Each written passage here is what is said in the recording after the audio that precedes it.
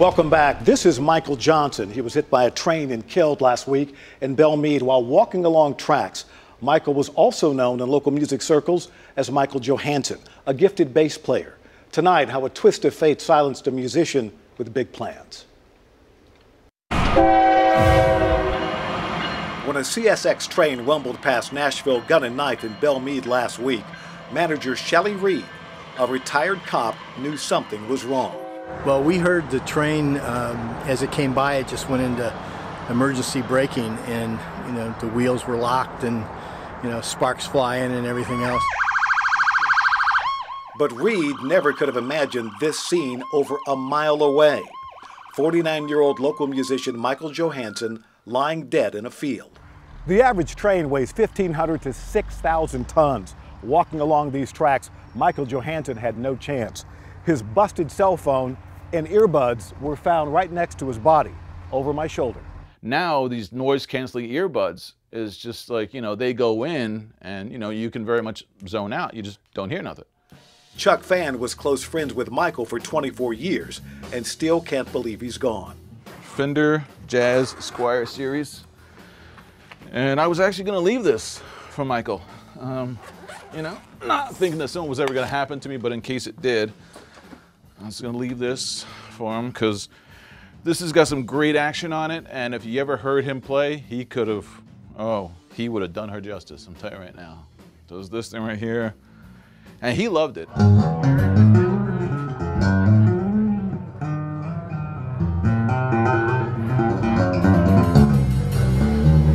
Michael Johansen helped launch this event 4 years ago, the Middle Tennessee Bass Off, showcasing some of the best bass players around, with proceeds from the event going to Adopt a Hero to support our veterans. Right now, at this moment, if I hear a train whistle go off, it makes me cringe. Chuck Fan also cringes when he thinks about the reason his buddy is no longer here. He was on his way home from work, and his car broke down. And he was in an area where he didn't know where anything was. He was getting on the tracks, trying to find somewhere it is so he can get his car fixed and he can get home. Belle Meade Police Chief Tim Eads says it's the first time he can remember anyone being struck and killed by a train in his city.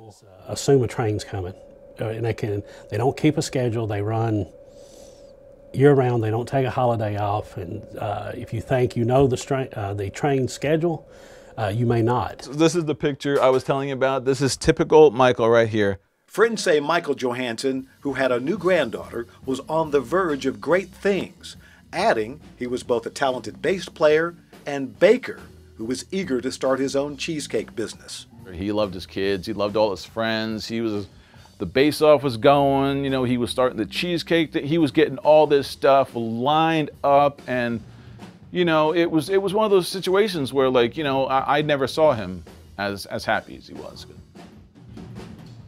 Michael's loved ones are planning a tribute to honor him. It's this coming Sunday at Shooter's Sports Bar in Hermitage. Everyone's invited. You can also find this information on our News 4 app. Now, I also asked CSX to confirm whether the train's engineer sounded a horn before Michael Johnson was hit. They said they were unable to provide specific details because the investigation is not finished.